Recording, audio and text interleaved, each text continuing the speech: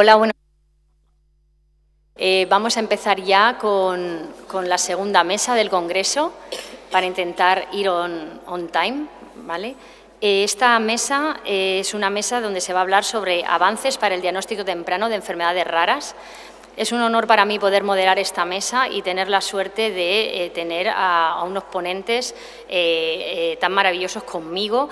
Vamos a hablar sobre la importancia del diagnóstico, sobre la importancia del diagnóstico precoz, y justamente las personas que me acompañan son grandes profesionales que trabajan desde hace muchos años y con gran intensidad en estos caminos, y van a poder venir y explicar sus trabajos, sus proyectos que están liderando desde diferentes áreas, y todos encaminados a conseguir ese diagnóstico precoz en los pacientes.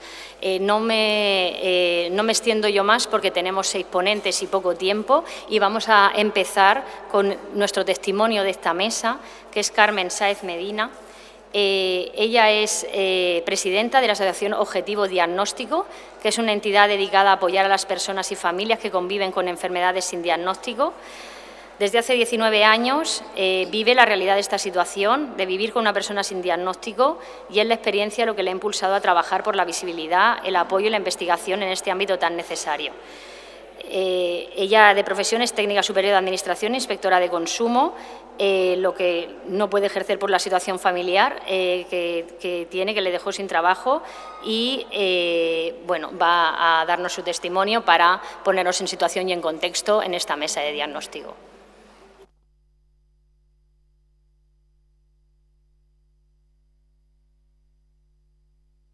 Ahora. Buenos días, muchas gracias, Juan, que te tengo aquí delante. Gracias a DGENES por contar con la voz de los sin diagnóstico, que al fin y al cabo yo soy un mero altavoz de toda la situación que están pasando toda la gente que tengo a mi alrededor.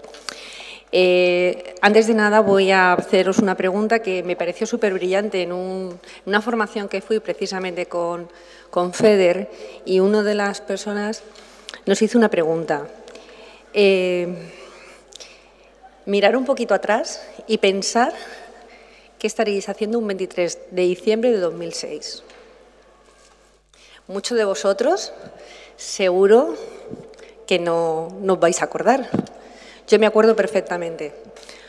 Ese día era el primer ingreso de mi marido, un paciente que sigue sin diagnóstico después de estos 19 años.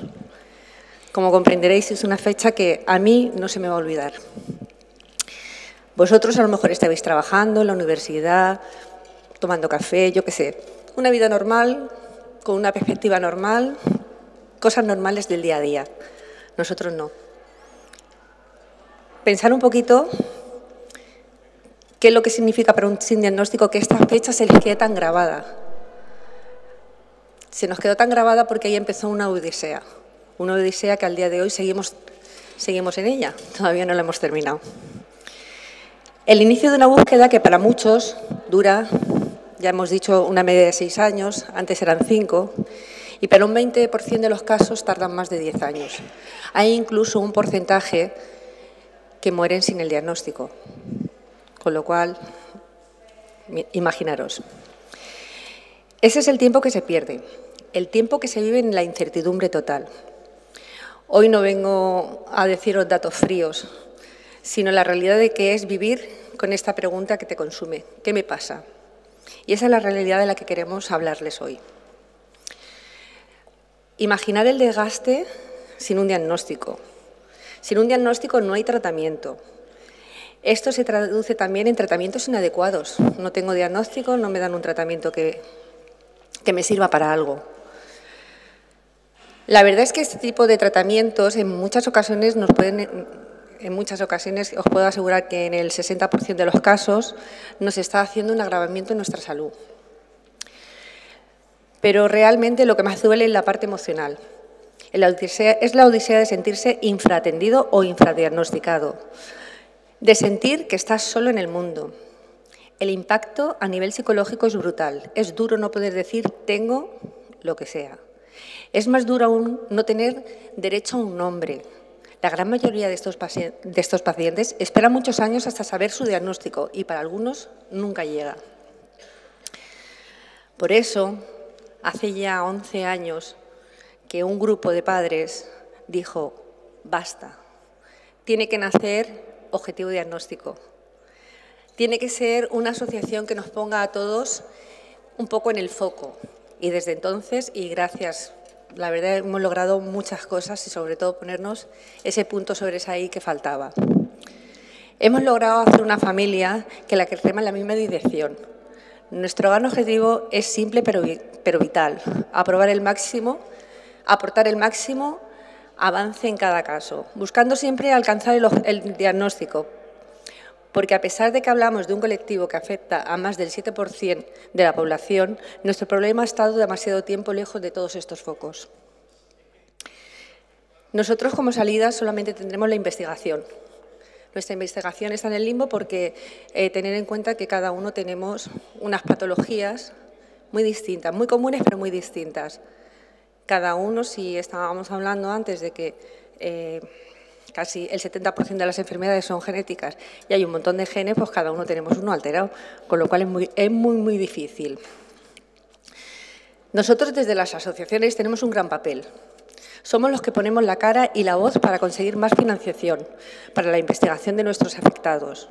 Somos los que luchamos para que creen protocolos de actuación y una guía de pruebas diagnósticas que guíe al médico, la familia y al especialista.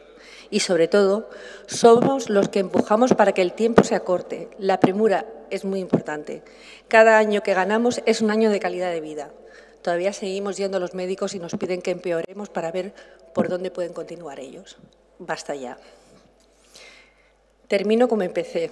Esto no es solo un problema médico, es un problema social y humano. Buscamos visibilidad, buscamos sensibilización y buscamos que se nos reconozca. Queremos que sepan que estamos aquí, que somos un colectivo fuerte y que lucharemos juntos por acortar el tiempo. Necesitamos que ustedes, como profesionales, como investigadores, como responsables, luchen con nosotros. Queremos un futuro donde nadie tenga que vivir sin diagnóstico. Muchas gracias.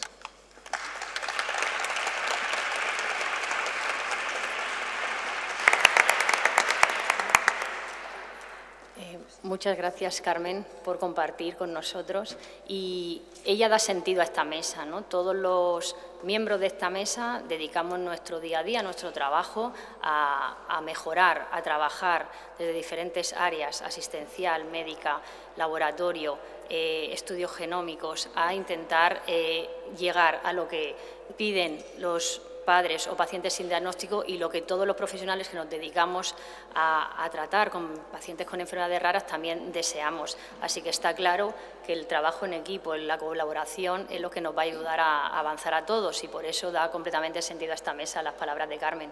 Muchas gracias por compartirlo. Vamos a empezar ahora con las ponencias que hablan de cribado neonatal desde diferentes aspectos. Van a exponer los dos ponentes y luego haremos, si Dios quiere y tenemos tiempo, un rato de coloquio sobre el tema. El primer ponente que va a hablar ahora es José María Egea Mellado. Él es facultativo del Laboratorio de Metabolopatías del Centro de Bioquímica y Genética Clínica del Hospital Clínico Universitario Virgen de la Risaca de aquí de Murcia. Y nos va a hablar sobre el cribado neonatal, avances recientes y nuevas enfermedades propuestas en la cartera común del Servicio Nacional de Salud. Gracias. ¿Tiene la ponencia ya cargada? Sí, está puesta ahí, solamente en el escritorio debe de estar. Es la del cribado neonatal expansión, ahí, esa, justo esa. Y para y aquí pasar... tiene, a la derecha. A la derecha. Hola, buenos días. Antes de nada agradecer al comité científico el permitirme poder formar parte de esta gran mesa y bueno, mi objetivo sobre todo es presentar los avances del cribado neonatal que se han producido en los últimos años de forma breve. Lo importante primero es decir que la gran importancia que tiene los programas de cribado neonatal es uno de los programas que más éxito han tenido de salud pública. Su objetivo es, sobre todo, detectar enfermedades graves antes de que se presenten los síntomas, lo cual es muy importante y eso va a permitir establecer los tratamientos y poder prevenir las consecuencias graves de estas enfermedades que se detectan en estos programas. La evolución que se ha ido produciendo en los distintos programas de cribado neonatal ha estado muy ligada tanto al progreso tecnológico que se han ido implantando en los laboratorios de cribado como a las nuevas terapias que se han ido implantando también y han salido como nuevos tratamientos muy innovadores. Esta innovación también genera nuevos retos, tanto éticos como legales, y hay que buscar un equilibrio entre el beneficio clínico que tiene, la privacidad del paciente y la equidad, que es lo que estamos viendo, que hay muchas veces esa diferencia entre unas regiones y otras. Todo empezó con Robert Guthrie cuando intentó desarrollar un método para la detección de fenanina en muestras de sangre impregnada en papel, para poder detectar de forma precoz la fenilcetonuria. Esto no tenía sentido si no hubiera un tratamiento. Afortunadamente, unos años antes, Vicker y su equipo habían establecido una dieta baja en fenanina para poder prevenir las consecuencias de esta enfermedad. Bueno, pues esto es muy importante que haya un tratamiento. De hecho, ya en 1968 la OMS estableció una serie de criterios en los cuales se basan para poder establecer si una enfermedad o no puede estar dentro. Nosotros nos vamos a centrar sobre todo tanto en que tenga tratamiento como pruebas, ¿eh? Son 10 criterios que hay que tener en cuenta. Al principio el problema que había era encontrar una tecnología que pudiera detectar la enfermedad que querían cribar, ¿eh? Al principio se hicieron distintas modificaciones del método de Guthrie. Después se aplicaron métodos enzimáticos para déficit de galactosemia y biotinidasa, con lo cual iban ampliando el número de enfermedades. Aparecieron nuevas tecnologías como el radioinmunoensayo, que permitió la detección del hipotiroidismo congénito en 1974. Después, con la aparición del enzima inmunoensayo, se pudieron automatizar los procesos de laboratorio y agilizar, y empezaron a aparecer los primeros kits comerciales que, además de para hipotiroidismo, pudieron cribar para hiperplasia y fibrosis quística. Más adelante, la electroforesis permitió separar, que a partir de la separación de las distintas fracciones de hemoglobina, poder detectar lo que es la anemia falciforme, y es la primera vez que dentro de un programa de cribado en los resultados había que informar a las familias, de asesorarles un poco qué significaba entre distinguir un rasgo falciforme que también se detectaba y la enfermedad en sí. Y en 1990, a mediados ya del 90, aparece la espectrometría de masas en tándem. Esta tecnología supuso una gran revolución en los programas de cribado neonatal, porque se pasó de un paradigma de una enfermedad, de un análisis, una enfermedad, a de un análisis, muchas enfermedades, ya que a partir de estas tecnologías que se llaman multiplex, con una sola medida podías medir muchos parámetros que son indicadores de muchas enfermedades. Aquí, por ejemplo, si medíamos los aminoácidos y las acilcarnitinas, pues se pueden detectar de forma simultánea tres grandes grupos de metabolopatías: aminoacidopatías, orgánico-aciduria y defectos de la beta-oxidación. Esto supuso unos nuevos retos que antes no se estaban planteando. Retos a nivel metodológico, en los cuales salían perfiles que eran dudosos, que no tenían, que eran difíciles de distinguir entre perfiles benignos y patológicos. Eso suponía un aumento en las pruebas de confirmación para ver si realmente ese perfil que se está detectando pues era patológico o era eso. ¿Eso qué pasó? Que aumentaron el número de falsos positivos, y eso había que reorganizar los laboratorios para intentar minimizar esos resultados que son dudosos. A nivel clínico, pues evidentemente esos resultados positivos aumentó la derivación de pacientes a las unidades clínicas, con lo cual se derivaban pacientes que tampoco tenían, no estaban muy seguros qué evolución podían tener, y existía el riesgo de un sobrediagnóstico y de unos seguimientos que realmente son innecesarios. Eso es debido a porque, bueno, aunque tenían unos perfiles patológicos, tampoco hay una buena correlación entre genotipo y fenotipo, ¿vale? A veces la parte que tenía una mutación no se correspondía con la evolución clínica que podría tener. A nivel de organización, bueno, pues evidentemente todo esto suponía un costo, porque necesitabas unos equipamientos muy costosos, una formación muy especializada del personal, había que reorganizar los programas de cribado, flujos de trabajo, nuevos protocolos y había que también modernizar los sistemas de información. También, a nivel de política sanitaria, había que decidir qué enfermedades. Ahora resulta que de una sola análisis salían muchas enfermedades. ¿Cuáles incluyo? Pues los criterios que desde las autoridades sanitarias tenían a veces cambiaban y eso empezó a hacer una diferencia y una inequidad entre las distintas, tanto países como entre regiones incluso. Y a nivel ético, pues evidentemente los falsos positivos, la detección de portadores, hallazgos dudosos, eso lo que hacía es aumentar mucho la ansiedad de los padres. Sobre todo también contribuía de que a lo mejor tampoco se daba la información suficiente antes de la prueba del talón, ¿vale? Una información previa que a veces esa información no es suficientemente clara para los padres y cuando le llega una información de ese tipo pues se ponen nerviosos, como no saben qué implicaciones pueden tener. Y luego, pues bueno, evidentemente lo que hemos estado muchas veces, la inequidad entre distintas regiones o países o incluso dentro de un país, como pasa aquí en España, ¿vale? En España, como ya sabemos, bueno, desde 1978 siempre todas las regiones, todos los centros de cribado siempre han cribado para fenicetonúria y hipotiroidismo. No es hasta en 2006 que se crea la cartera de servicios, que es la que define las prestaciones sanitarias básicas que deben garantizarse en todo el país. Pero, ¿qué pasó? Claro, se crearon las comunidades autónomas, cada una tenía sus competencias a nivel sanitario y con el paso del tiempo se generó mucha desigualdad entre las distintas comunidades autónomas. ¿Eso qué generó? Pues se generó que la gente pues, veía injusto que si nacía en una provincia y el otro nacía en otra, pues resulta que se cribaran de forma distinta y tenían más oportunidades a lo mejor la comunidad autónoma de al lado.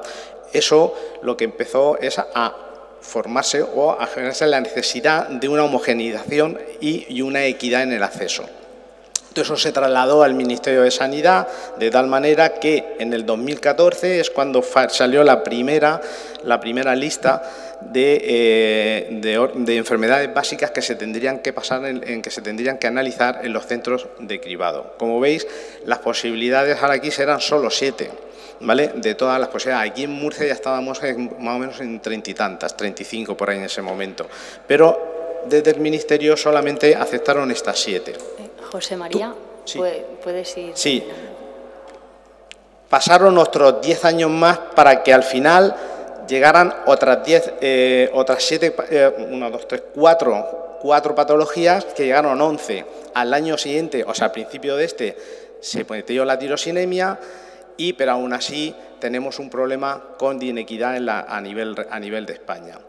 Actualmente se está acelerando este proceso y ahora mismo, bueno, pues se están planteando todas estas patologías, ¿vale? Que evidentemente, como ahora tienen una gran heterogeneidad, pues se decidió desde el Ministerio cambiar el nombre de programa de cribado neonatal a programa de cribado neonatal de enfermedades congénitas en prueba del talón. ¿Vale? ¿Cuál es la diferencia, la novedad de este nuevo que se está planteando y que todavía no está publicado? Es estas dos que están señaladas, que se detectan mediante pruebas genéticas. Eso es gracias posible a los avances que se han producido en las técnicas moleculares, como la PCR cuantitativa para la detección, en este caso, de las inmunodeficiencias y del AMA e incluso para la cuantificación de posibles tecnologías. Es más, esos avances, y que va a ser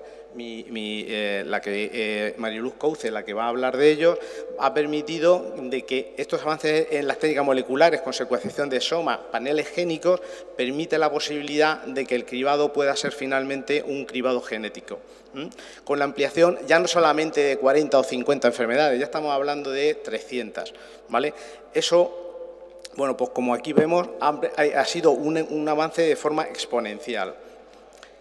No solamente ahora tenemos tantas enfermedades que antes el problema era buscar la tecnología, ahora tenemos una tecnología que utilizan tantos. ¿Cuál es ahora mismo la parte fundamental? Las terapias, los tratamientos. No se puede cribar una enfermedad si no tiene tratamiento. Esos avances de los tratamientos han sido claves para que empezar ahora a poder plantearnos de forma seria ese cribado genómico y ampliado. Terapia de reemplazo enzimático, reducción, las chaperonas, hay una cantidad ahora de inmunoterapias que han salido nuevas y que nos permiten poder tener esa posibilidad de poder cribar tantas enfermedades. En conclusión, ahora mismo el cribado está en plena transformación, la genética es la que está permitiendo una medicina más predictiva, preventiva, y España está en una posición privilegiada gracias a todos los programas que están saliendo y que serán presentados ahora por la ponente que me sigue. Y, bueno, es muy importante la colaboración entre genetistas, pediatras, bioéticos, gestores sanitarios, y la sanidad tiene que replantearse cómo aprobar y cómo poder afrontar todo este tipo de enfermedades de forma rápida y eficaz. Muchas gracias.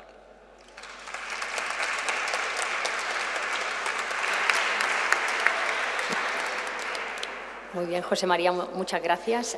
Vamos a dar paso ahora a la siguiente ponente, porque nos va a presentar su proyecto de screening neonatal genómico, como ha anticipado José María. Ella es Mariluz Couce Pico, ella es jefa de servicio de neonatología y directora de la Unidad de Diagnóstico y Tratamiento de Enfermedades Metabólicas Congénitas del Hospital Clínico Universitario de Santiago de Compostela. Es catedrática de Pediatría de la Universidad de Santiago y directora científica del Instituto de Investigación Sanitario de Santiago de Compostela. Dirige varios proyectos relativos al cribado neonatal, tema en el que es una gran experta, como veremos en su presentación. Adelante, Mariluz. Gracias. Buenos días. Muchísimas gracias de verdad por invitarme a participar en este congreso. Es una satisfacción para mí hacerlo. Gracias en particular a Juan, un buen amigo que está siempre ahí pendiente y nos empuja a todos. Os hablaré entonces de los proyectos de cribado neonatal genómico en España y por qué es importante avanzar en el cribado. Fijaros, porque hay más de 7.000 enfermedades raras y el 80% son de base genética, es decir, tenemos al menos 5.600 enfermedades raras de base genética y por cribado nos lo explicaba muy bien. Por el cribado tradicional, que es sobre todo bioquímico, podemos llegar a 40, 40 y pico, incluso 50.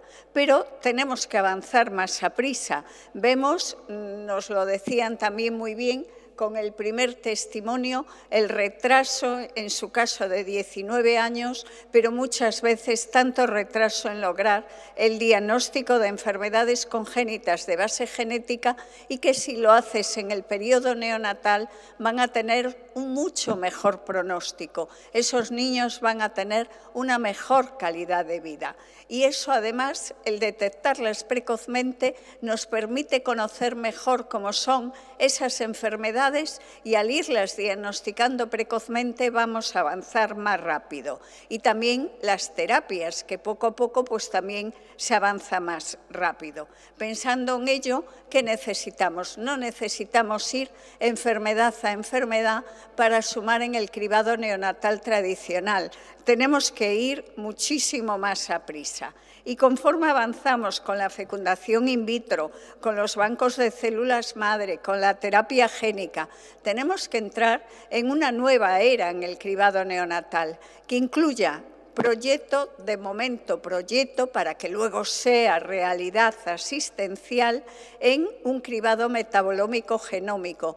¿Por qué no excluyo al metabolómico? El metabolómico es el tradicional bioquímico que hacemos ahora, porque hay enfermedades graves, os pongo por ejemplo, defectos graves del ciclo de la urea que ya se manifiestan a los 4, 5, 6 días de vida.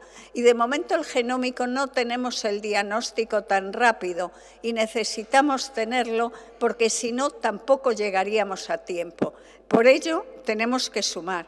Tenemos que ir para un cribado metabolómico genómico. Y conscientes de ello, en España en estos momentos hay 4 estudios de cribado neonatal genómico puestos en marcha.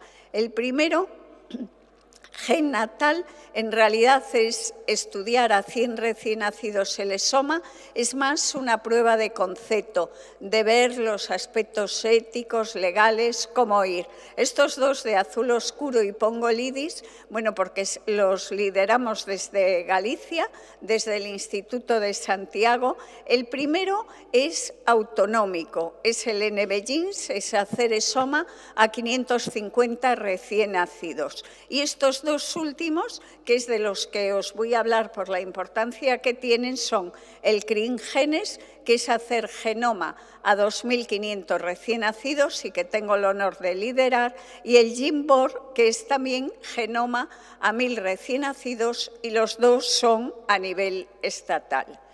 Fijaros, actualmente a nivel mundial hay sobre 34 grupos que estamos investigando sobre el cribado neonatal genómico. O sea, es sobre todo Estados Unidos, Australia, Qatar y diversos países de Europa. No se trata todos estos datos de verlos, simplemente que el problema que tenemos es que el número de genes que escogemos es diferente y, por lo tanto, el número de enfermedades a cribar. ¿Qué utilizamos para cribar? Si esoma, genoma, panel, el número de casos y luego también muy importante el tiempo en que obtenemos los resultados. No es lo mismo obtenerlos a las 2 o 3 semanas que a los 4 meses. Bueno, nosotros pensando en todo ello y que ya teníamos experiencias sobre, cuando hablo de nosotros es nuestro grupo de investigación, ¿no?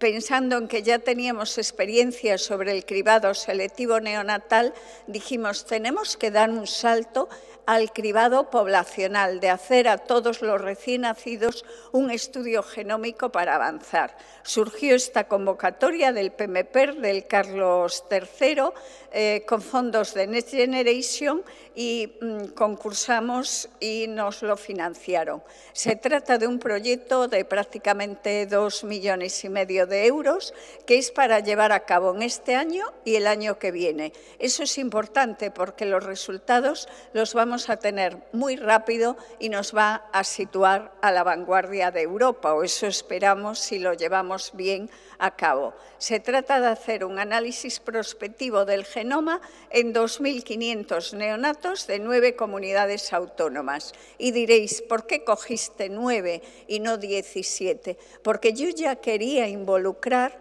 a las consejerías de sanidad. Quiero que ya no haya diferencia entre comunidades. No puede ser, me siento orgullosa del cribado neonatal gallego, pero no me siento orgullosa de que haya diferencia entre comunidades. Tiene que haber igualdad. Y entonces dije, no, tengo que conseguir la firma por escrito de las comunidades. Esto fue en el mes de agosto de 2024, me pasé las vacaciones trabajando, pero valió la pena y conseguí en ese momento de 9 comunidades y dije, pues allá vamos las 9 en donde yo tenía la firma para enviar. Y entonces lo que se hizo fue seleccionar genes con más de 350 enfermedades raras. Este es el sistema. Aprovechando la prueba del talón, pues entonces, ¿qué hacemos? Aparte del papelito para el cribado neonatal tradicional, cogemos otro papelito para ese cribado genómico. Entonces, esa prueba se envía a los centros de cribado convencional y, a su vez, el papelito nuevo se envía a 3 centros de cribado para el genómico, que son los de Galicia, Madrid y Cataluña. ¿Qué vamos a informar? Aquí vamos a informar solamente las variantes patogénicas y probablemente patogénicas, pero vamos a hacer también otros estudios para eso que le llamamos BUS, que son variantes que no sabemos bien lo que significan, si son benignas, si no tienen importancia o bien son patogénicas, para tratar de dilucidar y, bueno, en todos aquellos en que tengamos un diagnóstico positivo, lógicamente empezar el tratamiento lo antes posible para mejorar ese pronóstico. Estas son las comunidades, lo puse por institutos de investigación para que veáis que en realidad de momento es un proyecto de investigación. O sea, son concretamente Galicia, Asturias, La Rioja, Aragón, Cataluña, Valencia, Murcia, Andalucía y Madrid. Y, por supuesto, con la colaboración, no solamente la colaboración, sino la integración y participación de FEDER desde el principio del proyecto. El proyecto tiene como 5 partes. El primero es de coordinación general. El segundo es de que hacemos análisis de los genes. El tercero es que en esos casos en que nos dan dudosos, queremos dar ya un paso adelante y hacemos estudio de metabolitos, pero lo que llamamos metabolómica no dirigida, todos los metabolitos, para ver si encontramos algunos que nos llaman la atención, que nos valgan para identificar esas variantes de significado incierto y también para que pueda mejorar ese cribado bioquímico. Pero al mismo tiempo también queremos hacer estudio de economía de salud y esos estudios europeos no lo están haciendo. Solamente 3 en el mundo nos dedicamos a eso, pero nosotros vamos más allá. No solamente queremos ver el coste-efectividad, sino lo que significa implementar en un sistema nacional de salud, porque queremos forzar para que luego esto tenga un carácter verdaderamente traslacional. Y luego una quinta parte muy importante es la relación con las comunidades autónomas y las asociaciones de pacientes. Estamos trabajando ahora muy intensamente en esto porque queremos responsabilizar a todos para que consigamos que sea traslacional antes. Y el otro proyecto estatal es el GIMBOR. El GIMBOR lo lleva Pablo Lapuncina, es un proyecto ya no público, sino que es con financiación privada de 1 millón de euros y estudio de 1000 niños para hacer el genoma en todas las comunidades autónomas. Ellos han distribuido el número de casos de acuerdo a la población de la comunidad. Nosotros no, repartimos 270 cada uno porque sabemos que algunos casos no nos dan bien.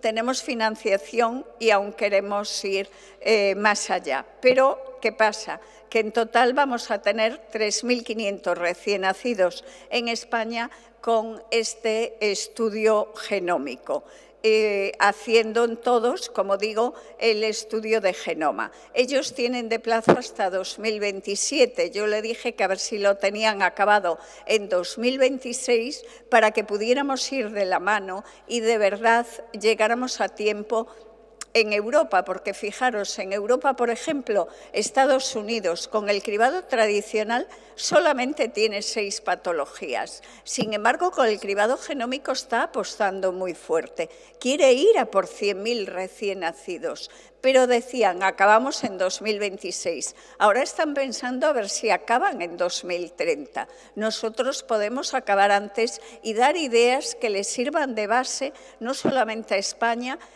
sino también a Europa y sobre todo en España que no haya inequidad. ¿Y qué es lo que buscamos por esto? Más número de enfermedades que detectamos precozmente. Estamos hablando en estos momentos, con los genes que estamos haciendo, de un número importante, tener intervenciones y tratamiento que se adelanta y el impacto psicológico también. O sea, las familias quieren saber lo que tienen. ¿Y qué retos nos encontramos con este proyecto? Bueno, son básicamente estos 5, pero me referiré a los 2 primeros. El número de genes. Fijaros, salió publicado hace muy poco en Genetics Medicine este artículo en donde decía que haciendo una revisión de más de 30 estudios con más de 4.000 genes, solamente coincidían 74 genes en el 80% 100 de los proyectos. Esto es demoledor. Tenemos que unificar, tenemos que hacer criterios mucho más comunes y avanzar en eso. ¿Qué pasa? Que con el cribado genómico neonatal, aparte del inicio de la enfermedad, de lo grave, nos interesa mucho la relación del gen con la enfermedad, que tenga una penetrancia completa y que haya una relación genotipo-fenotipo. Y por eso estamos en ICONS a nivel mundial. Es un consorcio internacional de secuenciación del cribado neonatal para tratar de unificar criterios. ¿Y nosotros qué hicimos? Bueno, pues nosotros partimos de un panel de genes muy amplio, de 1.200, que llevó a cabo una compañera de investigación de Santiago, que ahora está liderando un grupo de genómica importante en Holanda. Y entonces, partiendo de esa base, vimos la característica de que queríamos genes, o sea, enfermedades que se manifiesten en la infancia temprana, que tengan un tratamiento disponible, que el gen tenga una penetrancia completa, que sean debilitantes. Hicimos revisión y llegamos a un panel de 642 genes. No lo quiero llamar definitivo porque esto es dinámico. Aparece una enfermedad que tiene tratamiento automáticamente incluido. Ya estamos haciendo ahora la segunda revisión. Son sobre todo enfermedades metabólicas hereditarias, pero también, como veis, inmunológicas, endocrinas, hematológicas, otorrino, neuromusculares, etcétera, etcétera. Y luego el segundo reto es interpretar esos resultados. Estamos haciendo genoma, en el genoma completo hay 3 a 5 millones de variantes que con filtros de calidad nos bajan a 500.000. 400.000 van a ser benignas, unas 50 patogénicas o probablemente patogénicas, pero estas de significado incierto son un número muy alto a las que tenemos que dar respuesta. Aquí es el cuello de botella, porque además básicamente son niños que aún son sanos, van a manifestar la enfermedad después. Entonces todavía es más difícil su interpretación porque no nos apoya la clínica para ello.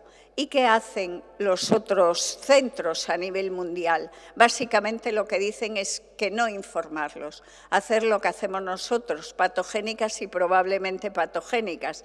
Pero fijaros, en la revisión esta de Nature Review Genetics ya nos dicen que se requieren métodos funcionales y multiómicos para ayudar a la interpretación. O sea que nosotros para eso tenemos la metabolómica no dirigida, queremos hacer estudios enzimáticos, queremos avanzar en eso. Por ello concluyo que no me cabe ninguna duda que el cribado genómico metabolómico es el futuro, pero el futuro a corto plazo ya del cribado neonatal, que nos tenemos que dejar ya de ir patología a patología y que ahora 12, que luego aumentan a 9, pero ¿qué es esto si en la mayoría de las comunidades ya tenemos bastantes más? Que las BUS, estas variantes de significado incierto, tenemos que mejorar. Y mejorar con estudios funcionales que tenemos que hacer primero con investigación para saber cómo podemos hacer con ellas, crearles menos ansiedad a la familia y decirles claramente lo que tienen. Y no cabe duda que la integración de enfoques multiómicos son una solución muy prometedora para la medicina de precisión neonatal. Muchas gracias.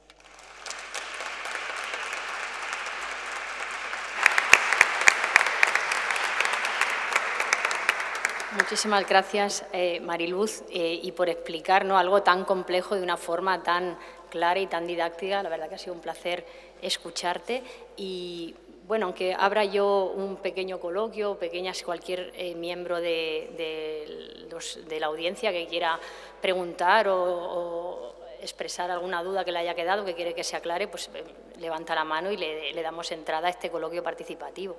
Entonces, Mariluz, realmente, ¿verdad? Dado que ya sabemos, ¿no?, que existen pues diferencias importantes en los programas de cribado neonatal entre comunidades autónomas en la actualidad del cribado tradicional bioquímico, ¿cómo cree que se puede garantizar la equidad si se plantea ampliar el cribado a tantas enfermedades como en este proyecto piloto de Green Genes que nos has hablado? Bueno, Yo personalmente por eso quise implicar a las comunidades autónomas, porque hay transferencia, entonces hay que implicar a las comunidades autónomas y hay que implicar al Ministerio de Sanidad, y por eso estamos también detrás del Ministerio. Tenemos que conseguir de que vayamos a la par y de que tengamos un cribado que sea igual o muy similar para todos. El hecho de hacerlo estatal, porque teníamos ese proyecto autonómico y lanzar a hacerlo estatal, es que también con esto estamos unificando criterios entre nosotros de qué genes son los más importantes que tenemos que cribar, porque es lógico que luego haya diferencias a lo mejor con algún país, dependiendo de las características de la idiosincrasia, pero lo que no puede haber es a nivel estatal que haya ninguna diferencia. Creo que vamos por el buen camino, involucrando a las consejerías de sanidad diferentes e involucrando al Ministerio. Y de verdad que personalmente, bueno, pues hago todo lo posible. Me han encargado en la nueva estrategia del Ministerio que está llevando a cabo de esta parte de prevención primaria, pero también secundaria, o sea, del cribado, y ya dejo claro de que tenemos que avanzar de otra forma y de que España por fin estamos en posición de liderar y no estar detrás de que una vez que lo apruebe Europa vayamos nosotros. No, tiene que ser al revés, o sea, que nosotros empecemos a liderar.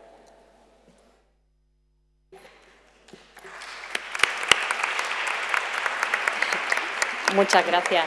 La verdad es que sale dar ese aplauso, ¿verdad? Es que la verdad que da gusto, ¿no?, oír estas personas de España, investigadores de aquí, personas implicadas, ¿no? Qué maravilla poder compartir estas experiencias, ¿verdad?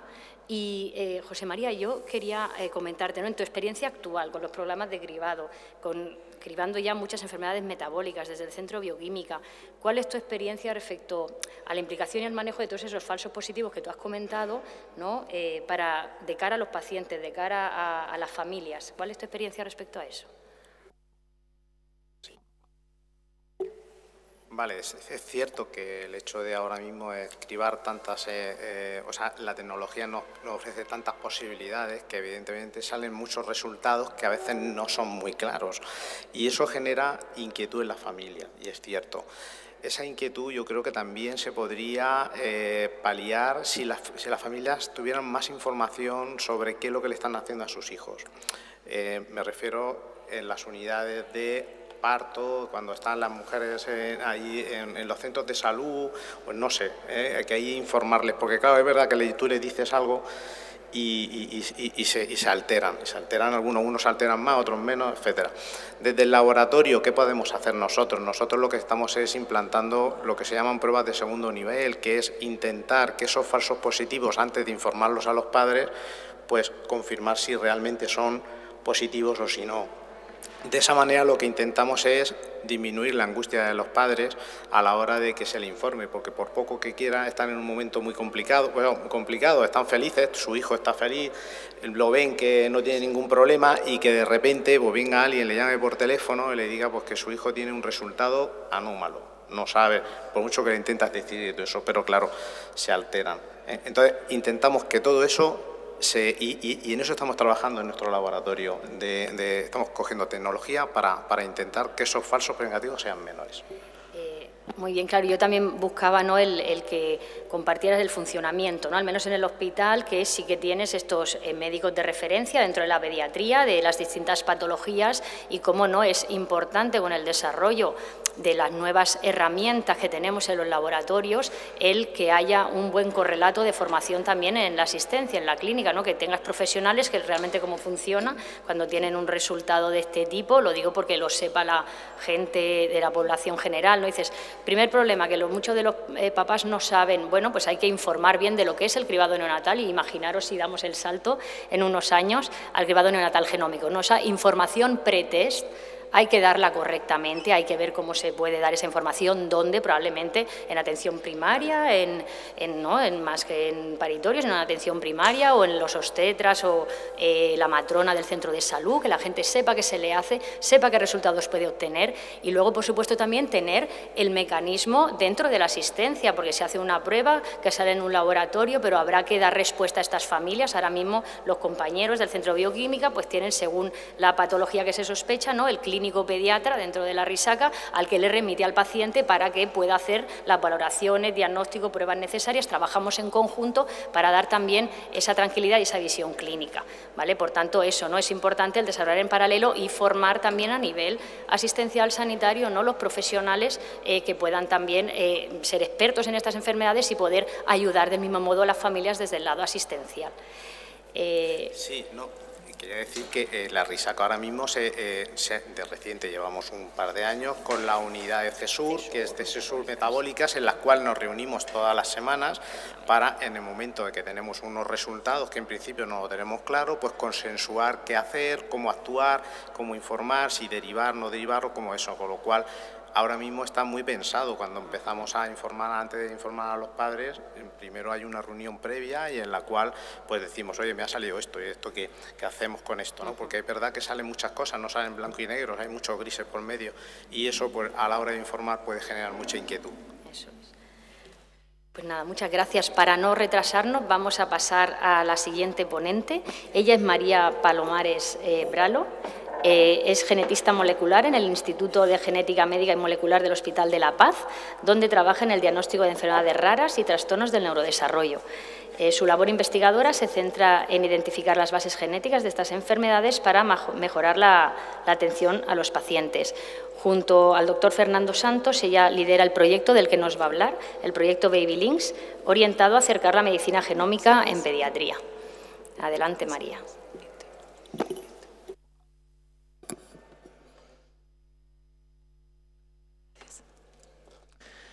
Bueno, buenos días a todos y muchas gracias por darme la oportunidad de venir aquí a hablaros sobre el proyecto Baby Links, que es un proyecto que tiene como objetivo la aplicación de estudios genómicos rápidos en pacientes que están ingresados en UCIs neonatales o UCIs pediátricas. Y bueno, para poner un poco la necesidad de este proyecto en contexto, comentaros que las enfermedades genéticas son una causa importante de hospitalización en estas unidades porque frecuentemente los niños que tienen enfermedades genéticas pues presentan cuadros agudos o crónicos que requieren hospitalización. Y en otros países, como en Estados Unidos y Canadá, se ha estimado que aproximadamente un 15% de los niños que son ingresados en estas unidades tienen una enfermedad de origen genético y que de los niños que fallecen durante el ingreso a las unidades de críticos, hasta un 41% presenta una enfermedad genética de base. En España no se conoce bien cuál es la frecuencia de estas enfermedades en estas unidades, pero más o menos por el tipo de pacientes, la complejidad de los síntomas que presentan y el nivel de atención especializada que se requiere, se estima que aproximadamente la frecuencia debe ser semejante. Y cuando los niños están ingresados en estas unidades, pues un diagnóstico precoz puede ser decisivo a la hora de tomar decisiones y de adaptar los tratamientos y cuidados en función de las necesidades de cada niño.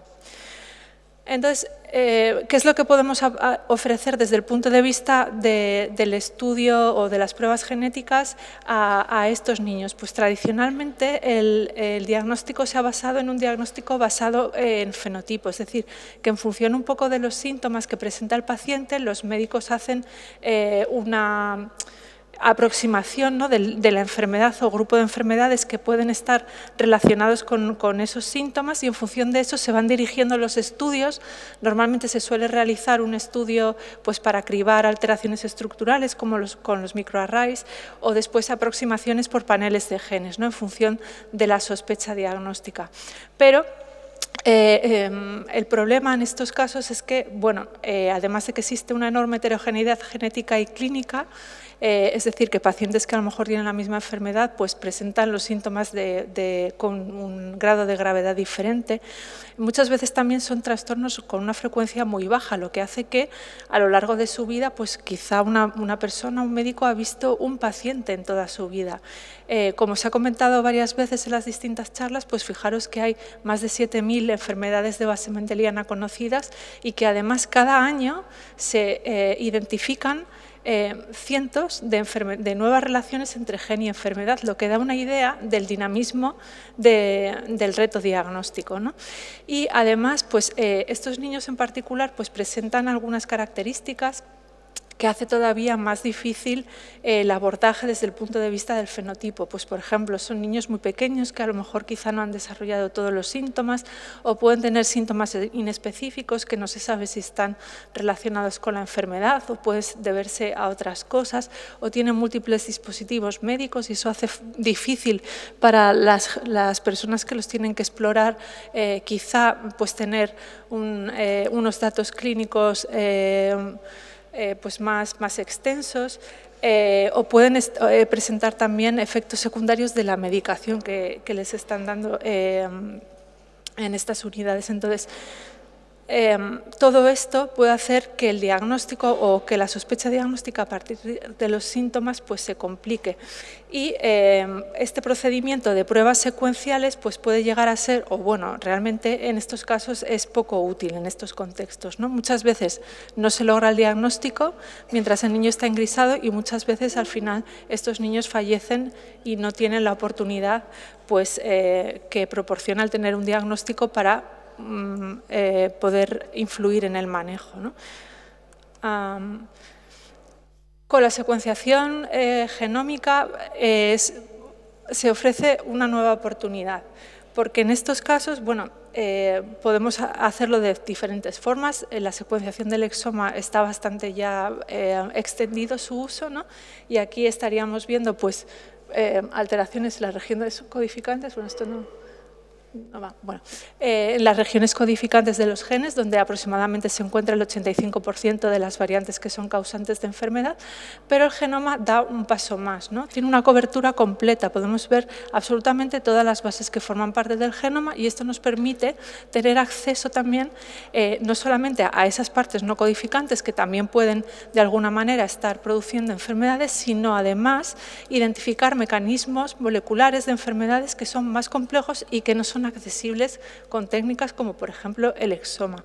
O sea, que el genoma da un paso más en cuanto a la capacidad de diagnóstico.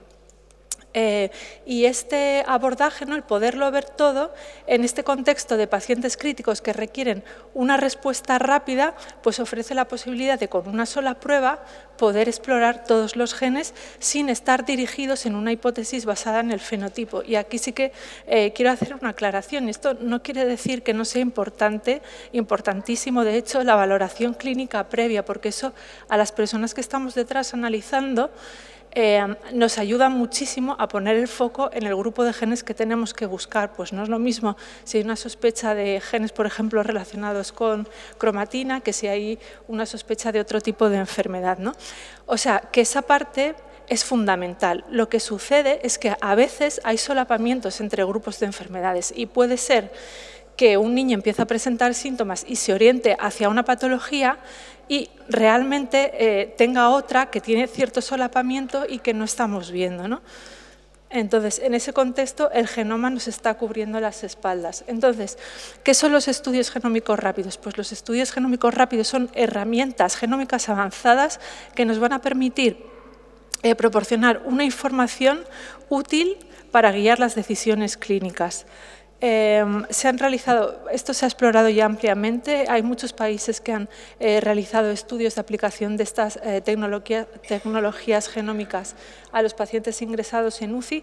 Quizá el más extenso de ellos, que es una revisión sistemática de Kingsmore del año pasado, ahí se exploran 44 estudios genómicos realizados en estas unidades, más de 3.600 pacientes, y se observa un rendimiento global de aproximadamente un 37% y cómo estos estudios genómicos tienen un impacto en el manejo de los pacientes en aproximadamente un 26% de los casos.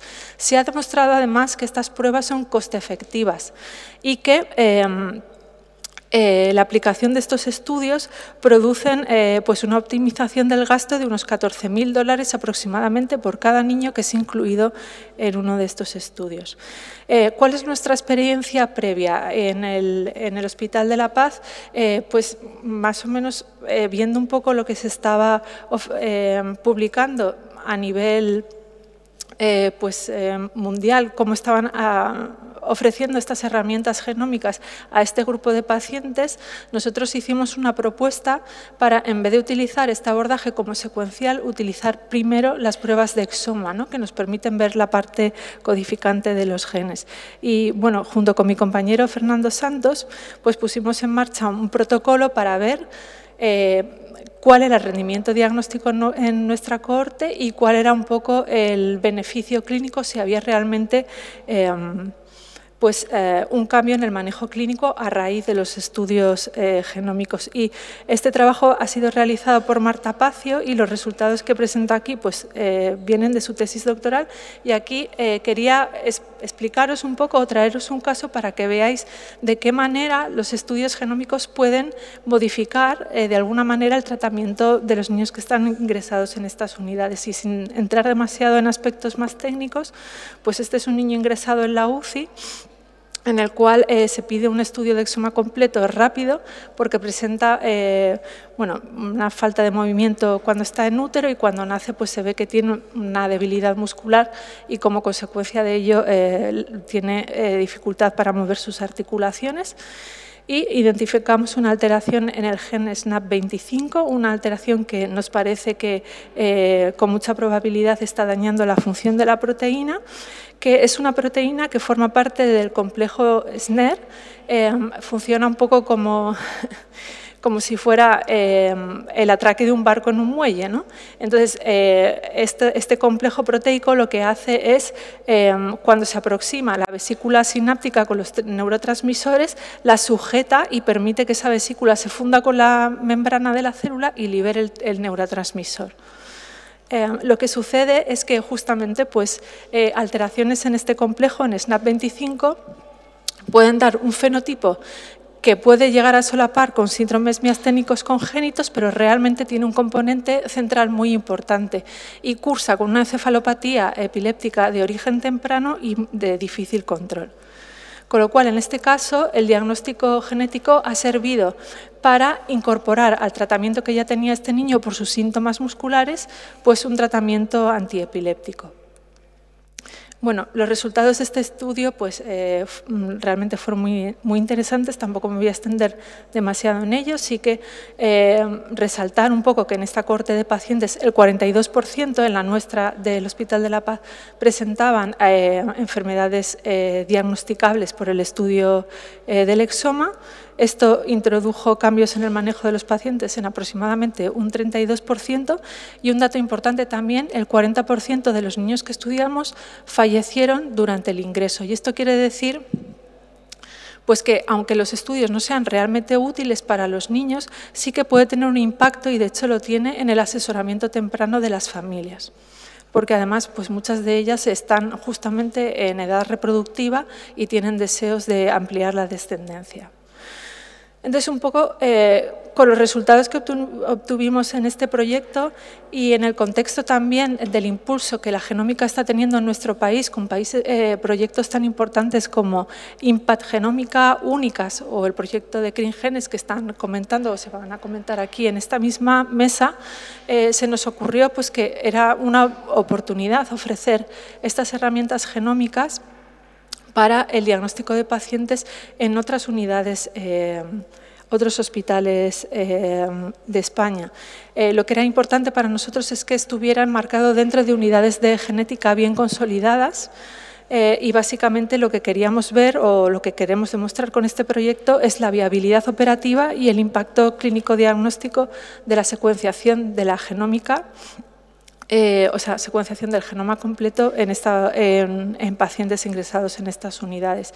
Y bueno, este es un proyecto que está financiado por el Ministerio y además tiene una financiación, también una ayuda muy importante de Illumina, que nos va a permitir secuenciar genomas en un número relativamente alto de pacientes para poder tener conclusiones y datos sólidos.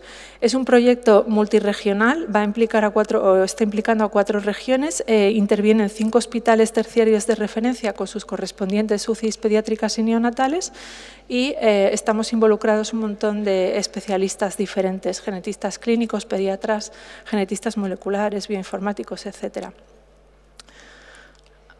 Y un poco como conclusión de lo que nos puede aportar la genómica aplicada al diagnóstico de los pacientes que están ingresados en estas unidades, pues los estudios genómicos rápidos son sin duda herramientas que tienen un alto valor en la atención de los pacientes críticos porque las enfermedades genéticas presentan una frecuencia alta en estas unidades y porque estas enfermedades tienen un impacto clínico y familiar muy importante. El genoma es superior con respecto a otras técnicas que pueden estar ahora mismo accesibles para el diagnóstico de estos pacientes. El enfoque basado en genotipo tiene ventajas, como os he comentado anteriormente, frente al abordaje tradicional y que para implementar estos estudios genómicos y generar conocimiento local que luego nos pueda servir para implementar estas tecnologías en el Sistema Nacional de Salud, pues es necesario, importante, colaborar y estandarizar los procesos. Y nada, quería agradecer.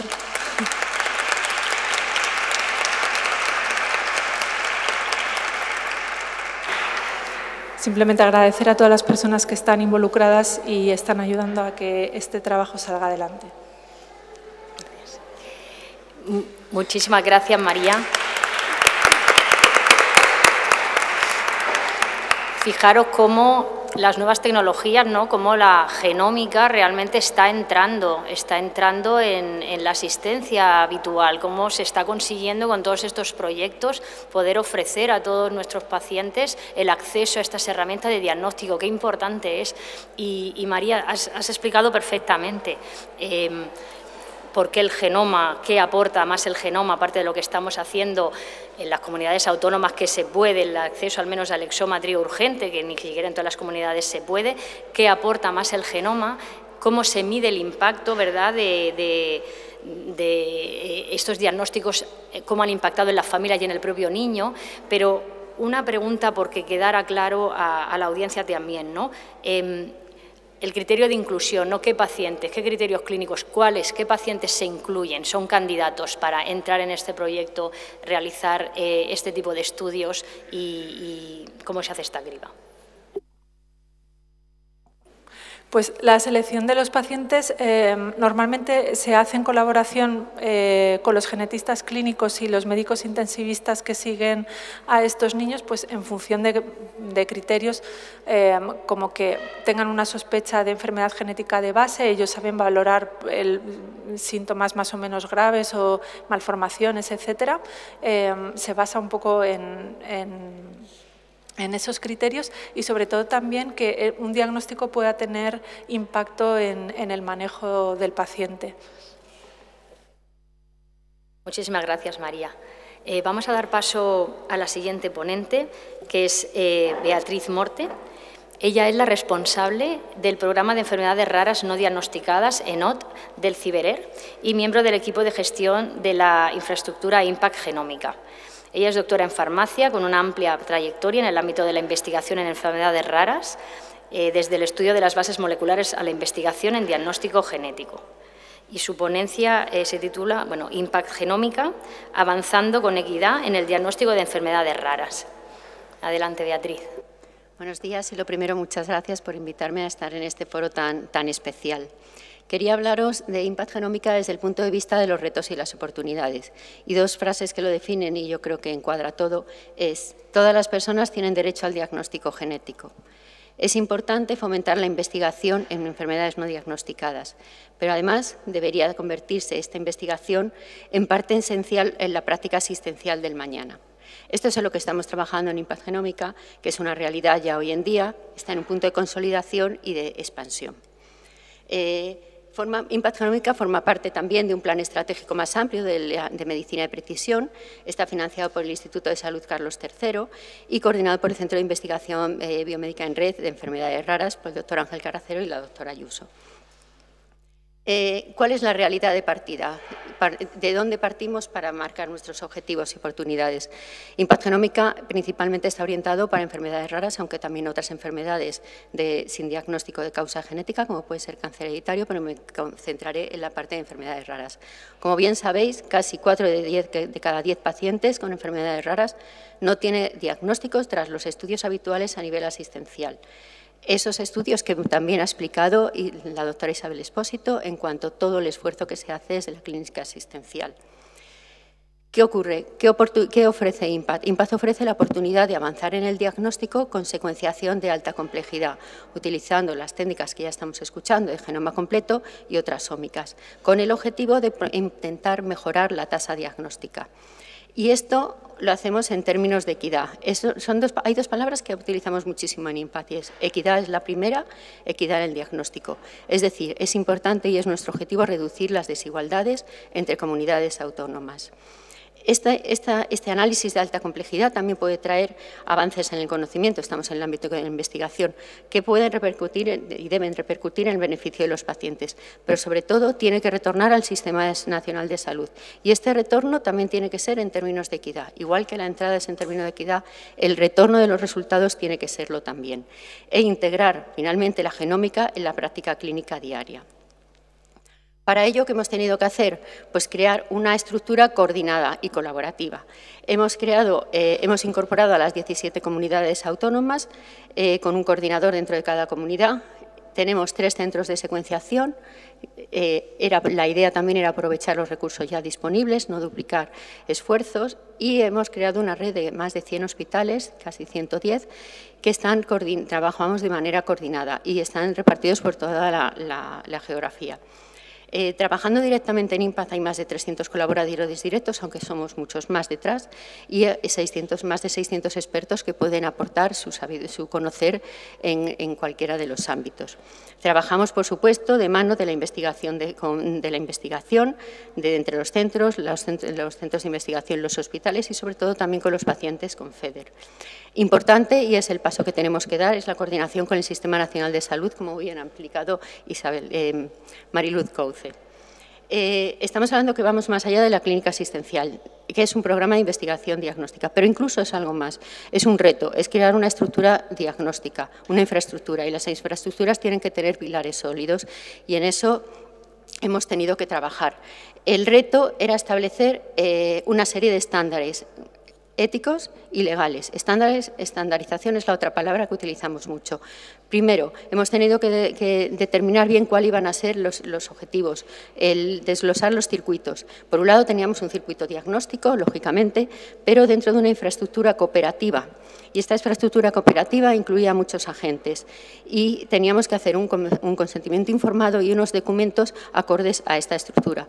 Por otro lado, quisimos que estos datos que se generen se almacenarán de una forma segura y anónima y contribuyan al avance del conocimiento científico, es decir, un uso con fines de investigación clínica.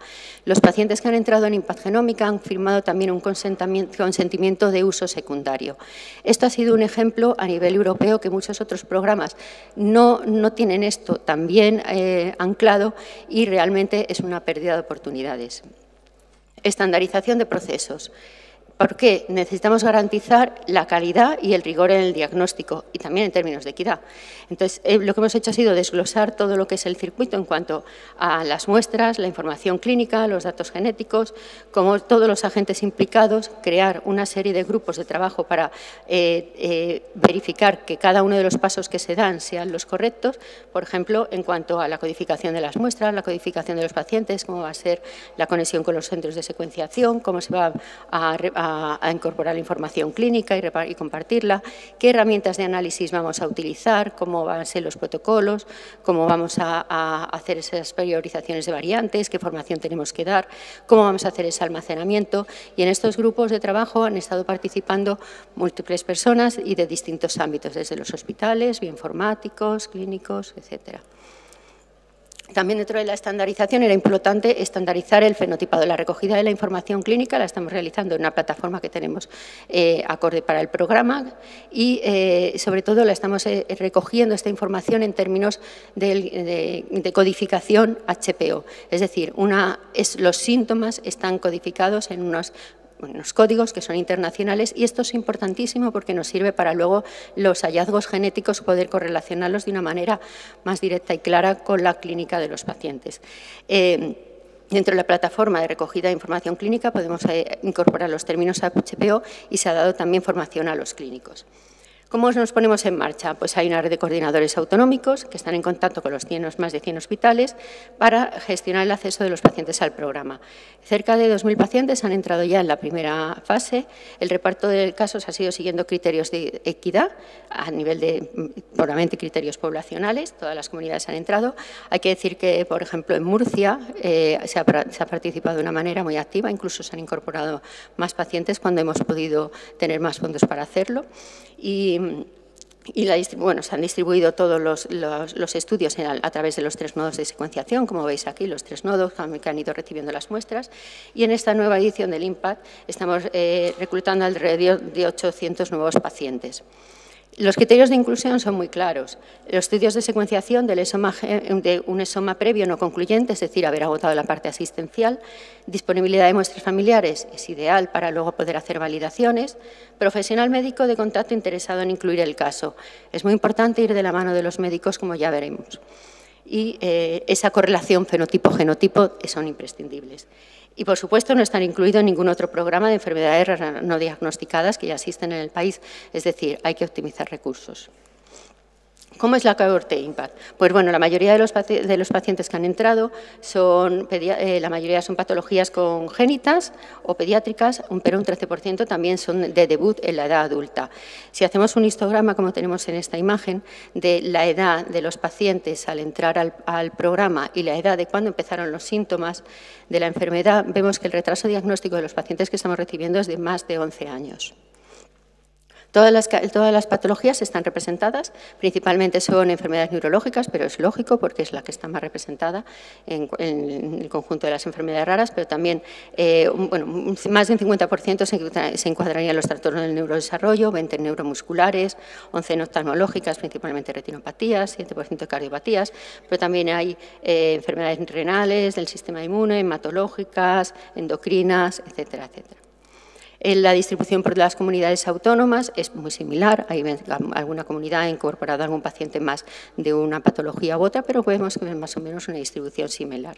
Y que lo que decíamos de los términos HPO, el fenotipado que se ha realizado es bastante eficiente por parte de los clínicos y con una media de 12 términos por cada paciente. Términos como discapacidad intelectual, epilepsia, autismo, microcefalia son aquellos, por ejemplo, que son más corrientes. Y este buen fenotipado nos permitirá poder tener una buena correlación. Criterios de inclusión, el esoma. Como veis, la mayoría, un 75%, tenían el esoma completo y otro 25% entró con un esoma clínico, pero además tenían otra serie de pruebas como arrays, cariotipos, MLPAs, una media de 3,4 pruebas previas por paciente, 11 años sin diagnóstico y con todas estas pruebas realizadas. ¿Cuáles han sido nuestros resultados? Bueno, primero, estos esomas clínicos, estos esomas que teníamos previo, los reanalizamos, en algunos casos, no en todos, solo en aquellos que pudiera que fuera disponible, y conseguimos un aumento en la tasa diagnóstica de un 12%. Y ya una vez que hemos trabajado con el genoma, tenemos un aumento de la tasa diagnóstica en un 18%. Esto es preliminar y seguramente vaya en aumento.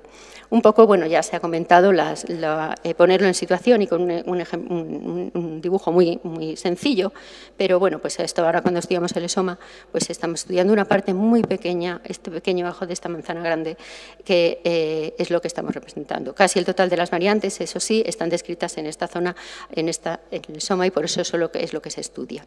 Pero bien, el genoma ahora mismo pues, es una gran incógnita en su magnitud, es difícil de interpretación y por eso principalmente está en el ámbito de la investigación. Cuando hemos analizado las causas diagnósticas de los casos que hemos resuelto, vemos que bueno, algunas son pues, por un avance del conocimiento, nuevas enfermedades, nuevas asociaciones del fenotipo, nuevas variantes reclasificadas. También porque una mejora en el análisis, son variantes que estaban en el lesoma, pero por mejora en los análisis, la terminología HPO, etcétera, pues se han podido resolver, pero hasta un 63% es de un efecto directo del genoma frente al lesoma, es decir, no se hubieran podido identificar con las pruebas técnicas, y no solo del lesoma, sino también de los arrays, por ejemplo, porque hemos encontrado reordenamientos complejos que previamente no se podían haber detectado, pues bueno, pues las limitaciones propias de cada una de las técnicas. Pero más allá de los análisis individuales que hacemos de cada paciente, el tener en IMPACT datos genéticos y datos fenotípicos, o sea, pacientes bien caracterizados fenotípicamente, de una cohorte importante, nos permite realizar otra serie de aproximaciones. Esta, por ejemplo, un ejemplo sería que se está realizando en otros programas también a nivel internacional, es búsquedas en regiones no codificantes, por ejemplo, revisar aquella frecuencia de variantes de nuevo en cohortes de pacientes con enfermedades y que esas variantes eran en regiones en las que estaban ausente variantes en población sana.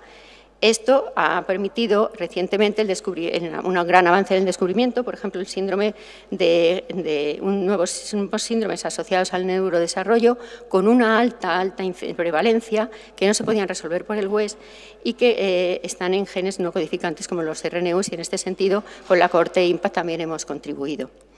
Este es un ejemplo muy claro de equidad. Gracias a estos estudios hemos identificado dentro de IMPACT 30 casos, y estos 30 casos venían de 26 hospitales, 12 comunidades autónomas, 14 provincias. Es decir, toda la red de hospitales puede aprovechar estos descubrimientos que son punteros y mejorar rápidamente la tasa de nivel de diagnóstico a nivel local. Y además que futuramente se pudiera implementar dentro de la práctica clínica. Este es un ejemplo muy bonito, pero que con otras, y muy claro, pero que también con otros diagnósticos que estamos consiguiendo también lo estamos viendo. ¿Cuál es el siguiente paso? Porque hay muchos casos que aún así no se resuelven. Bueno, pues en el IMPACT-2 estamos haciendo otra serie de técnicas. Por un lado, hemos incorporado la genómica funcional, ya se ha hablado aquí de las buses, es decir, necesitamos validar experimentalmente la función de estas variantes para darle una relevancia clínica cuando no está clara. Y, por otro lado, aportar otras técnicas, otras ómicas, la transcriptómica, la metilación, la secuenciación de cadena larga, pues aportar otras capas de evidencia para así mejor interpretar todas estas variantes dentro de lo que es el genoma, que son muchas veces, el problema que tenemos es la complejidad de interpretación, y poco a poco mejorar la tasa diagnóstica. También puede ser que tampoco encontremos un diagnóstico. Seguiremos trabajando. La idea es que también al tener todos estos datos complementarios y conjuntos y esta compartición se puedan hacer reanálisis periódicos, etcétera, o volver hacia atrás y hacia otras técnicas o reanálisis periódicos. Pero, claro, todo esto lo que necesita, para ello es necesario que la infraestructura se afiance en toda España mediante una financiación estable en el futuro. Ese es nuestro último reto. El reto a futuro es seguir trabajando y que esto se pueda convertir en una realidad incorporándose en el Sistema Nacional de Salud. Y, por supuesto, volver a lo de siempre. Todas las personas tienen derecho al diagnóstico genético. Muchas gracias.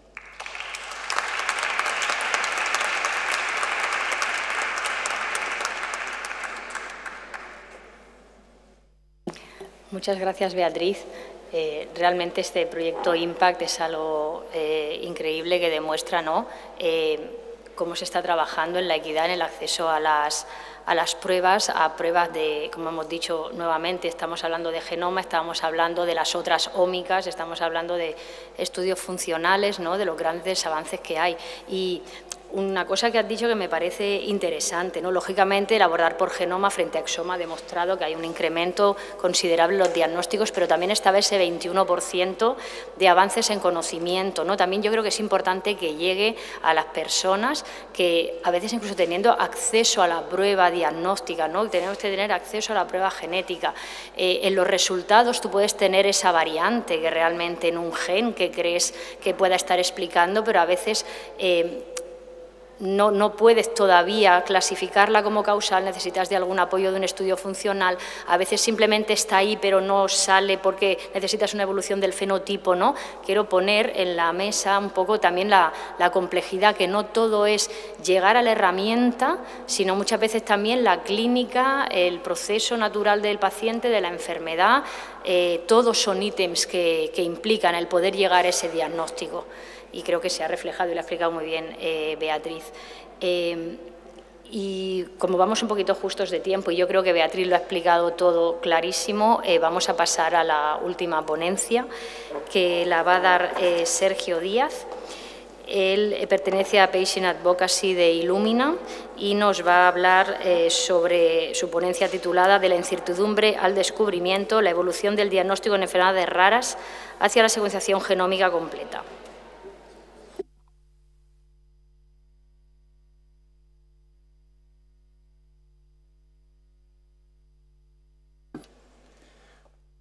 Muchas gracias. Antes que nada, gracias por la invitación.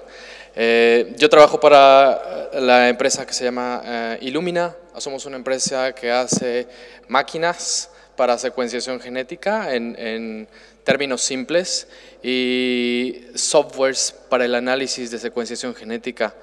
Quiero decir que estamos parados, como dicen, sobre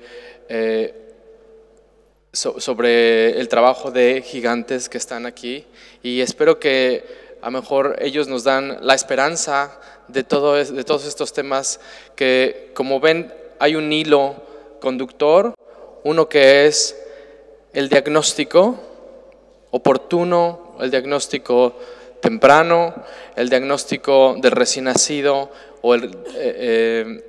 y la otra que es la genética. En mi presentación yo quisiera que ustedes pudieran ver la genética como una nueva forma de la medicina moderna para el diagnóstico de enfermedades raras. Nuestra misión como empresa es, vemos que es el Unlocking the Power of the Genome to Improve Human Health, y es descubrir el genoma humano para mejorar la salud de las personas, y en enfermedades raras estamos muy comprometidos para trabajar en investigación. En este momento seguimos conociendo, seguimos tratando de ver cómo podemos apoyar a los pacientes con el diagnóstico para después tener una implementación que pueda a nivel poblacional tener un impacto. Tengo que tener este disclosure porque les voy a platicar de un paciente. Es la mejor forma que creo que puedo ejemplificar el potencial del genoma humano, de conocer el genoma humano, y los pacientes han dado su autorización para transmitir esta historia. Y creo que viene muy oportuno. Ella se llama Charlie. Ella en esta foto tiene un poco más de 15 años. Sus papás se llaman Jody y Terry, y recibieron a su primera hija Charlie hace más de 15 años. Los primeros meses fueron felices, un bebé normal, un bebé feliz, saludable, todo prometedor. Cuando querían empezar a medir los hitos de desarrollo, como sentarse, nada se veía anormal hasta los 9 meses de la vida de Charlie, cuando intentaba gatear o empezar a caminar y no llegaba a estos hitos de desarrollo. Los doctores decían que era normal, que muchos niños se pueden retrasar en estos hitos de desarrollo, pero que era algo, a lo mejor ella era un poco más lenta en desarrollarse. Pero todo empezó los papás seguían sintiendo que que había algo que no estaba normal. Y ahí empezó lo que llamamos en enfermedades raras y poco frecuentes la odisea diagnóstica. Consultas con especialistas, pruebas de todo tipo, sin respuestas claras. Aún así, los especialistas dijeron que era muy poco posible que sus otros hijos, si querían extender la familia, tuvieran una enfermedad similar, porque es una enfermedad rara. Así que decidieron tener a otra hija y a los pocos meses se dieron cuenta que tenía los mismos síntomas.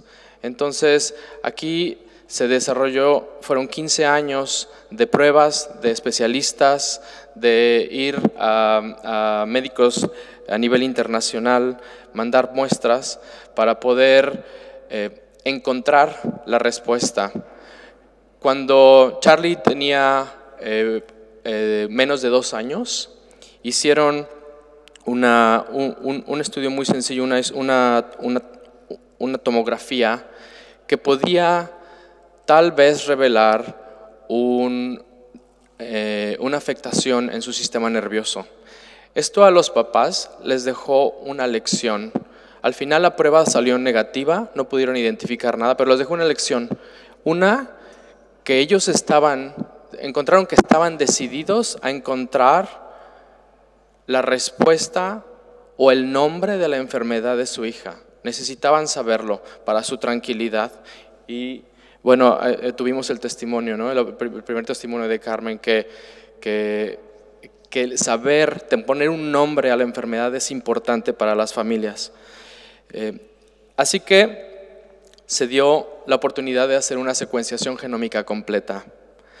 La secuenciación genómica completa, a los pocos días de la secuenciación genómica, se encontró que las 2 niñas tenían una variante en el gen ADCK3, lo que significa que era responsable de la ataxia asociada. Las niñas no podían caminar para cuando ya eran adolescentes. Había una ataxia asociada a la deficiencia de la coenzima Q10. Esto fue prometedor porque gracias a una proteína que se puede comprar en Amazon, las niñas empezaron a recuperar la posibilidad de caminar. Hoy en día las niñas viven una vida mucho más normal, con la proteína, sin mayor afectación. Y esto fue después de 15 años y gracias a tecnologías como la secuenciación genómica. Así que beneficios de la secuenciación es que acorta la odisea diagnóstica, permite acceder a tratamientos personalizados, efectivos, brinda tranquilidad y esperanza a las familias y puede optimizar recursos, evitando intervenciones innecesarias durante largos años. Buenas noticias es que, como saben, el 24 de mayo del 2025, durante la 78 Asamblea Mundial de Salud, fue aprobada la inclusión de las enfermedades raras como una prioridad global de salud, promoviendo la equidad y la inclusión. Por primera vez en la historia de la Organización Mundial de la Salud, se reconoce el papel fundamental del diagnóstico. Y aquí quiero especificar el diagnóstico sin estar atado a un tratamiento. Normalmente pensamos en el tratamiento y bueno, ¿cómo podemos diagnosticar? Que es muy importante, no quiero descartar eso, por ejemplo, para los cribados neonatales, pero cuando los pacientes presentan sintomatologías más avanzadas, es muy importante que se empiece a diagnosticar, porque gracias al diagnóstico, gracias a entender el genoma, gracias a toda esta información de datos, podemos también, o se puede hacer investigación para encontrar nuevas terapias. Este es un llamado a los gobiernos para integrar políticas de enfermedades raras en los planes nacionales de salud, abarcando desde el diagnóstico neonatal hasta el manejo y tratamiento. Ya nos han dicho todas las estadísticas, las necesidades no cubiertas de las enfermedades raras. El 70% de las enfermedades raras afectan niños, muchas afectan en etapas tempranas y en las unidades de cuidado intensivo neonatal pueden tener una incidencia todavía mayor. Sergio, perdona, es que estamos fuera de tiempo. Si quieres hacer alguna aclaración. ¿Puedo terminar final? con esto? Sí. Solo para cerrar. Y bueno, esta es la evolución. y aquí quiero hacer una distinción muy específica de lo que ya tocaron mis compañeros, que son las pruebas bioquímicas, que es lo que ya tenemos en o lo que se está luchando para incorporar en todos los cribados neonatales, ¿no? Y el salto a la secuenciación genómica. Los paneles de un solo gen, que son necesarios todavía, o los paneles multigénicos, que también son necesarios cuando hay un fenotipo establecido para poder comprobar la enfermedad. Pero hoy en día, gracias a la tecnología, estamos en lo que se llama pruebas genéticas integrales, que son el exoma completo o la secuenciación genómica completa. Ojalá que con esto haya sido como una visión de todo lo que mis compañeros ya hablaron. Es un poco de repetición, pero con repetición se puede aprender. Y la importancia que tienen los pacientes en esto es fundamental. ¿Por qué? Porque solo ustedes pueden transformar sistemas de salud y políticas públicas, obviamente en equipo con todos los demás, con los clínicos, con los tomadores de decisión, pero es muy importante que ustedes empiecen a conocer estos temas y sean capaces de sentarse en una mesa de discusión y decir por qué el diagnóstico oportuno con tecnologías avanzadas es importante. Muchas gracias.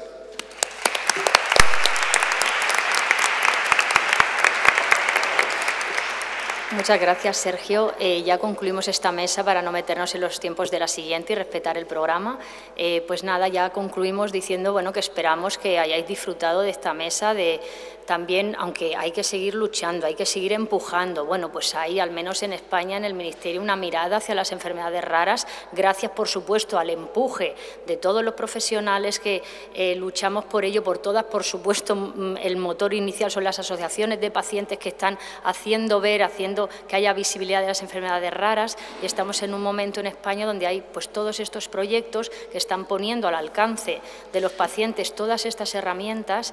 Y bueno, solo aprovecho para decir, ya que represento a la sección de genética médica del Hospital Virgen de la Risaca, en esta mesa, pues que tenemos el orgullo de poder ser partícipes de todos estos proyectos que se han presentado, como se ha expuesto, para poder ofrecer pues a todos los pacientes murcianos con enfermedades raras, ¿no?, el acceso a toda esta innovación y tecnología.